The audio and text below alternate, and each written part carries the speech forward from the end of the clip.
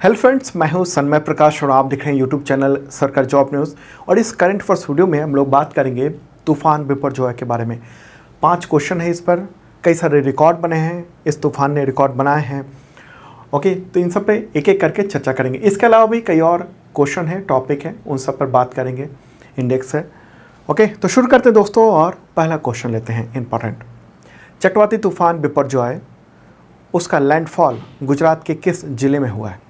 Landfall answer होगा कच्छ। ठीक है, तो कच्छ जिला है गुजरात का, वहीं पर लैंडफॉल हुआ है। उसका जखाऊ पोर्ट है उसी के पास। तो ये गुजरात आप देख रहे हैं यहाँ पर, और यहीं ये लैंडफॉल हुआ है, टक्कर हुई है, और ये अभी आगे बढ़ रहा है और ये राजस्थान की ओर मुड़ जाएगा। अरब सागर में 10 दिनों तक रहने के बाद इसका लैंडफॉल हुआ है। लैंडफॉल का मतलब क्या होता है? लैंडफॉल का मतलब सीधे शब्दों में अगर कहेंगे, मतलब हुआ कि जो पानी के ऊपर जो चक्रवात बना हुआ है उसका ज़मीन पर आ जाने की घटना को कहते हैं लैंडफॉल। जो जैसे ही ज़मीन पर तूफ़ान पहुंचता है, ये साइक्लोन पहुंचता है, उसके बाद में इसकी रफ्तार धीरे धीरे कम होती चली जाती है। क्यों कम होती चली जाती है? क्योंकि उसको नमी मिलना कम हो जाता है। आप देख रहे हैं कि जो तूफ़ान है वो समुद्र में रहा और यहाँ से ये स्टार्ट हुआ था, 10 दिनों की उसने यात्रा की। पहले ये इधर घूमने वाला था, लेकिन अचानक उसने डायरेक्शन बदला और यहाँ पर जखाऊ पोर्ट पे कच्छ में उसने लैंडफॉल किया है और ये आगे बढ़ रहा है। तो होता ये है कि समुद्र में तो उसको नमी मिलती रहती है। ओके, समुद्र गर्म होता है, उसकी वजह से नमी मिल जाती है और वो और सक्रिय होता चला जाता है। इसकी रफ्तार तो बीच में 190 किलोमीटर पर आवर तक की हो गई थी, लेकिन बाद में ये टक्कर हुई ना, वो 125 किलोमीटर पर आवर की रफ्तार थी उस दौरान हवा में। तो ओके, तो यहाँ नमी मिलती है और चूँकि ज़मीन पे आ गया तो ज़मीन पे नमी कम हुई, उसकी वजह से ये जो चक्रवात है वो धीरे धीरे ख़त्म होने लगता है। ओके, और इसने काफ़ी तबाही मचाई है, बहुत ही ज़्यादा। और हालांकि 2 लोगों की मौत हुई है। मौतों की, इतना बड़ा तूफ़ान है और जो इतिहास रहा है तूफ़ानों का, उसमें काफ़ी लोगों की मौत होती रही है। अभी नहीं, 20 साल पहले की बात करेंगे तो, लेकिन जो पहले अभी जो तकनीक है, सेटेलाइट है, सिस्टम है, उसकी वजह से पहले ही खबर हो जाती है कि कहाँ होने वाला है तूफ़ान, कहाँ आने वाला है, तो इसलिए हम लोगों को पता चल जाता है।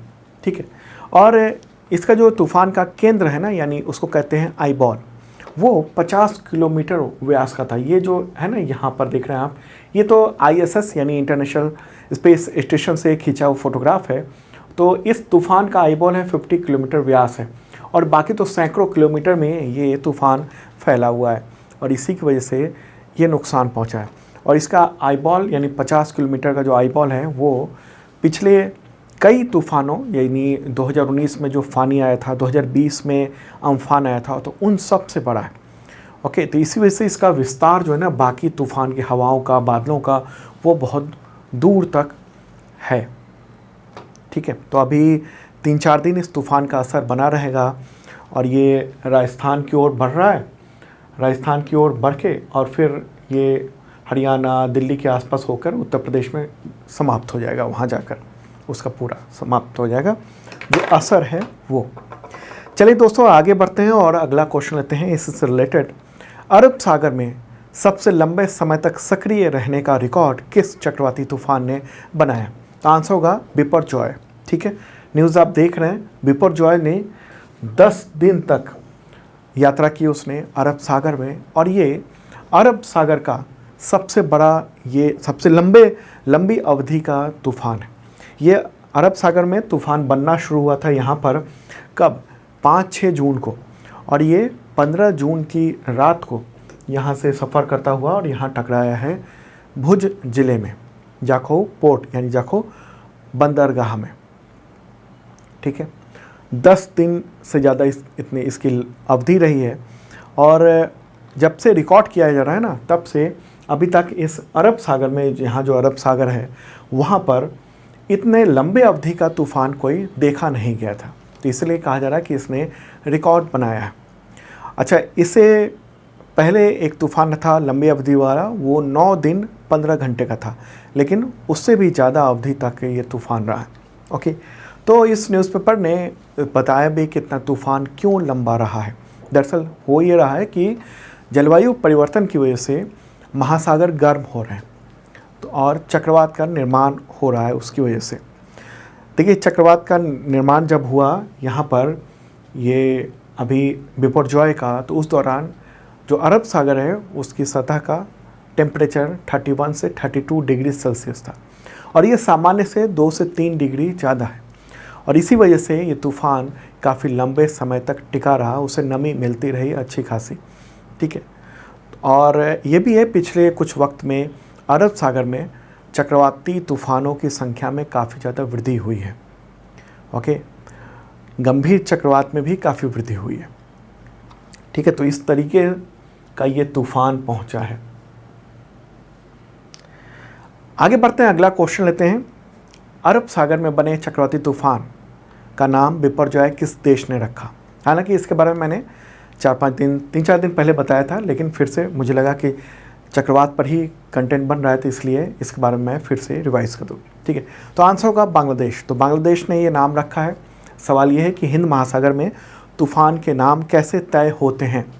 तो देखिए 13 देश हैं, वो मिलकर तूफ़ानों के नाम तय करते हैं और इनमें Bharat, Pakistan, Sri Lanka, Bangladesh, Maldives, Myanmar, Oman, Thailand, Iran, Qatar, Saudi Arabia, UAE और यमन शामिल हैं, ठीक है। तो यहाँ से लेकर ये सारे जो देश हैं ये मिलकर तय करते हैं तूफ़ान के नाम, ठीक है। इतने देश ये तय करते हैं। तो जैसे ही चक्रवात इन देशों के पास पहुंचता है तो लिस्ट पहले से बना रहता है, तो उसमें से उसका नाम डाल दिया जाता है। इस क्या होता है, तो इससे पता चल जाता है कि नाम क्या है और उसे उस तूफ़ान का रिकॉर्ड रखना और जो राहत सामग्री है, राहत चीज़ें हैं, उन सबको पहुंचाना आसान होता है और ये सब व्यवस्था संयुक्त राष्ट्र के निर्देशन में बनी हुई है, ठीक है। अब सवाल ये है कि ये तूफ़ान बनते कैसे हैं? तो देखिए जब समुद्र में कम दबाव का क्षेत्र बनता है तब ये तूफ़ान बनते हैं और कम दबाव का क्षेत्र क्या होता है, मतलब ग्लोबल वार्मिंग, उसकी वजह से ये सब होता है। जैसे समुद्र का जो तापमान है ना अरब सागर का, जब ये तूफ़ान बनना शुरू हुआ उस दौरान उसका टेम्परेचर 31 to 32 डिग्री सेल्सियस, ठीक है। तो उसकी वजह से ये समुद्र गर्म हुआ है, तो उसकी वजह से ये तूफ़ान आते हैं। मतलब आप कह सकते हैं कि समुद्र जो है ना वो खुद को ठंडा रखने के लिए तूफ़ान को एक तरह से क्रिएट करता है, ऐसा माहौल बन जाता है जिससे क्रिएट होता है। अब होता ये है कि समुद्र गर्म हुआ तो पानी जो है भाप बन के उठा, ऊपर हुआ और ये पूरा इलाका थोड़ा गर्म हुआ, तो जैसे ही हवा ऊपर उठी तो वैक्यूम से स्थिति आई, चारों तरफ से हवा वहाँ पहुँची, हवा पहुँची तो वो भी गर्म हुई और ऊपर पहुँची, तो एक साइकिल बन जाता है और ये होता है आई बॉल। और ये ऊपर हवा जब ठंडी हुई तो वो यहाँ से नीचे पहुँचता है, ठीक है। तो ये प्रक्रिया चक्र जो है ना लगातार चलता रहता है और इसकी वजह से ये तूफ़ान इतने बड़े हो जाते हैं। चूँकि समुद्र जो है ना वो बहुत विशाल होते हैं तो इसलिए ये तूफ़ान भी विशाल होते हैं। ओके, मुझे लगता है समझ गए होंगे बात। तो मतलब कि ग्लोबल वार्मिंग या गर्मी को सोखने में समुद्र बहुत बड़ा योगदान देता है इन चक्रवातों के ज़रिए। और अलग अलग जगह चक्रवात को अलग अलग नाम दिया हुआ है। कैरेबियन सी में हरिकेन कहते हैं, चाइनीज़ सी में टाइफून कहते हैं, हिंद महासागर में ट्रॉपिकल साइक्लोन कहते हैं जो अभी है, जापान में टाइफू कहते हैं, नॉर्दर्न ऑस्ट्रेलिया में विलीज कहते हैं, फिलीपींस में बगुइयो कहते हैं और अमेरिका में हरिकेन या टॉर्नेडो कहते हैं, ठीक है। चलिए आगे बढ़ते हैं दोस्तों, अगला क्वेश्चन लेते हैं। भारत मौसम विज्ञान विभाग यानी IMD की report statement on climate of India during 2022, उसके अनुसार देश में मौसम की अत्यधिक घटनाओं की वजह से वर्ष 2022 में कितनी मौतें हुई हैं। मुझे लगा कि ये जो डेटा है ना इसके बारे में बताना ज़रूरी है, ये कनेक्ट करता है तूफ़ान से, क्योंकि पर्यावरण से रिलेटेड क्वेश्चन आजकल एग्जामिनेशन में दिखने लगे हैं ज़्यादा। इसका आंसर होगा 2227 मौतें, 2227 डेथ्स हुई हैं। तो ये IMD की ओर से ये रिपोर्ट जारी हुई थी, statement on climate of India during 2022, ठीक है। तो इसी के अनुसार पिछले साल 2022 में जो तूफ़ान आए, भारी बारिश हुई, बाढ़, भूस्खलन और दूसरे कारणों से इतनी मौतें हुई हैं और ये सामान्य के मुकाबले ज़्यादा है, ठीक है। 2022 में यानी पिछले साल आमतौर पर एवरेज में 11 चक्रवाती तूफान होने चाहिए थे, लेकिन 15 चक्रवाती तूफान विकसित हुए थे। ठीक, और 2023 में भी कई सारे तूफान विकसित हो रहे हैं। तो उनमें से ये जो है ना, वो जिसका नाम रखा गया बिपरजॉय, वो गंभीर तूफान बन गया। ठीक, तो पिछले कुछ वक्त में अलग अलग जगहों पे अलग अलग तरह की मौत हुई है। जैसे बिहार में 418 मौसम के बदलाव, एक्सट्रीम मौसम की वजह से हुआ है। ठीक है, यहाँ पर सिर्फ तूफ़ान की बात नहीं हो रही है, तूफ़ान भी उसमें शामिल है। तो सबसे ज़्यादा बिहार में मौत हुई है, जैसे बिजली वहाँ पर ज़्यादा गिरती है तो उसकी वजह से। असम में 257, उसका उत्तर प्रदेश का आंकड़ा है, फिर महाराष्ट्र, फिर ओडिशा। ओडिशा तो कोस्टल स्टेट है, इस वजह से भी वहाँ, और महाराष्ट्र भी, तो इस वजह से भी इफ़ेक्ट ज़्यादा होता है वहाँ पर। ओके, तो ये इम्पॉर्टेंट बात है। ठीक है, तो आईएमडी ने ये रिपोर्ट जारी की थी। मुख्यालय आईएमडी का न्यू दिल्ली है। डायरेक्टर जनरल है डॉक्टर मृत्युंजय महापात्रा। अगला क्वेश्चन लेते हैं, किस तकनीक से समुद्री तूफान यानी हरिकेन या साइक्लोन या टाइफून जो कह दीजिए, उसकी तीव्रता का अनुमान लगाया जाता है? आंसर का इसका एडवांस्ड डोरक तकनीक, ADT भी कहते हैं उसको। ठीक है, तो एडवांस ड्यूरोक टेक्निक, इसको डोरोक भी पढ़ा जाता है। उसी का उपयोग करके समुद्री तूफान, इन सब का कितनी तीव्रता है और होने वाली कितनी है, उसके बारे में पता लगाया जाता है। ठीक है, तो ऐसे में क्या होता है, नुकसान का अनुमान पहले ही पता चल जाता है और लाखों लोगों की जान, हज़ार लोगों की जान वो बच जाती है। ठीक है, पहले इस तकनीक को डोरक तकनीक कहा जाता था, लेकिन मई 2022 में फिर सॉफ्टवेयर अपडेशन हुआ और पूरी दुनिया में इसको अपनाया जाता है, और उसके बाद उसको कहा गया एडवांस ड्यूरोक टेक्निक। ठीक है, इस तकनीक में कई सारी चीज़ें, सॉफ्टवेयर हो गया, सैटेलाइट का डेटा हो गया, इन सब का इस्तेमाल किया जाता है, और अलग अलग देशों के जो मौसम विज्ञान विभाग हैं वो सब इसको मापते हैं। तो मौसम वैज्ञानिक वर्नोन ड्यूरोक, उन्होंने इस तकनीक को विकसित किया था और पिछले साल ही उनकी डेथ हुई है 20 सितंबर 2022 को, 100 ईयर की उम्र में।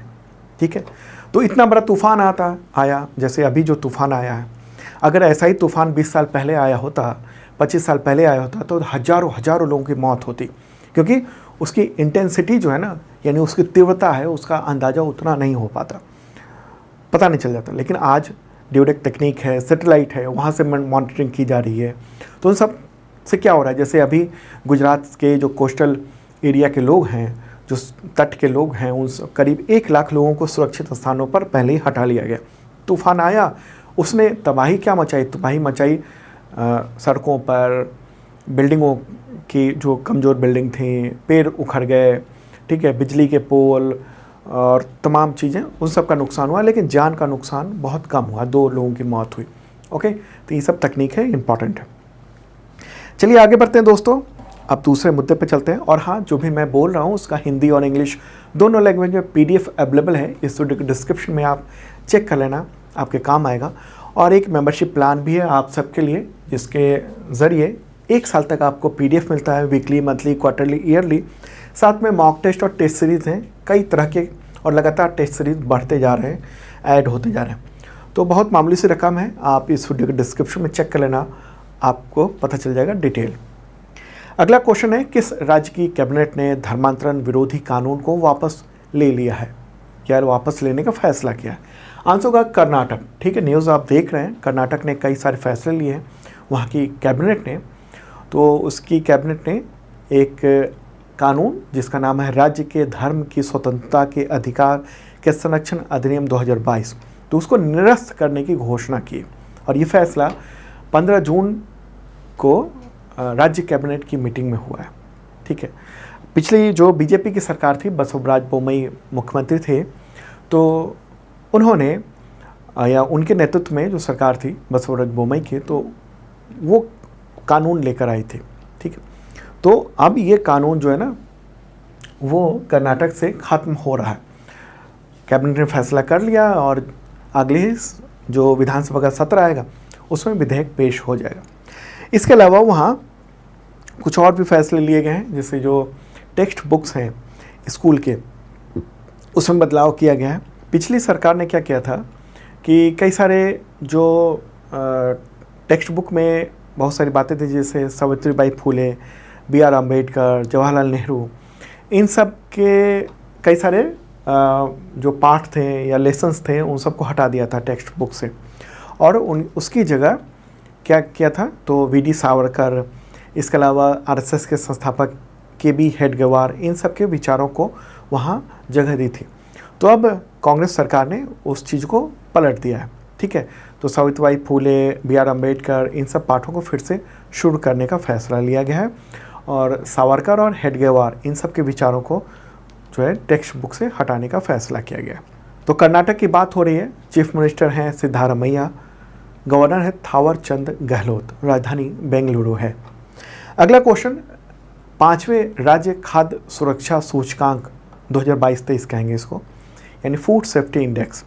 तो उसमें बड़े राज्यों की श्रेणी में पहला स्थान किस राज्य को मिला है? आंसर का केरल ने पहला स्थान प्राप्त किया है। दूसरा स्थान है पंजाब, और तीसरा है तमिलनाडु, ठीक है। तो ये 5वां खाद्य सुरक्षा सूचकांक है, जिसको केंद्रीय स्वास्थ्य और परिवार कल्याण मंत्री उन्होंने ये जारी किया है। मनसुख मांडविया ने जारी किया, 7 जून को ही जारी किया था, ठीक है। और ये इम्पॉर्टेंट है, इसलिए मैंने इसको दिया है, ओके, बताया आपको।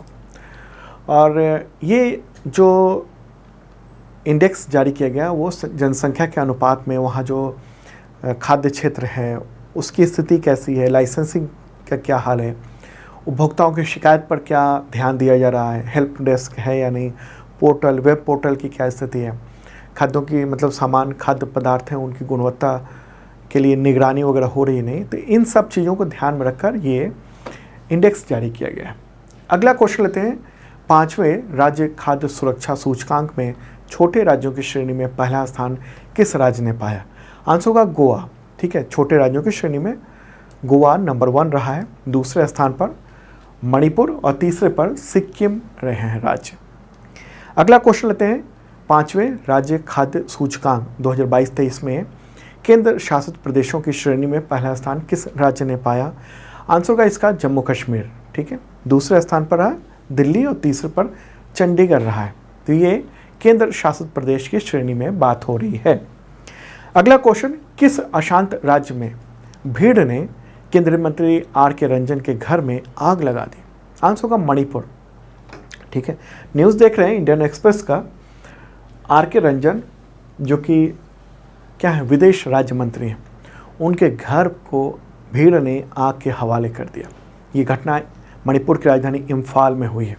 यह है केंद्रीय मंत्री, उस वक्त वो घर पे नहीं थे, केरल में यात्रा पर थे, उसी दौरान उनके घर को आग लगा दी गई, ठीक है।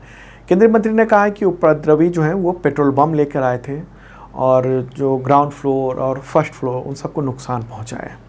आपको पता होगा कि मणिपुर वहाँ पर 3 मई से ही, अभी तो जून चल रहा है, 3 मई से 2 समूह में मैतेई और कुकी समुदाय के बीच में झड़पें हो रही हैं, दंगे हो चुके हैं, 100 से ज़्यादा लोगों की जानें जा चुकी हैं, और अभी तक वहाँ कंट्रोल नहीं हो पाया।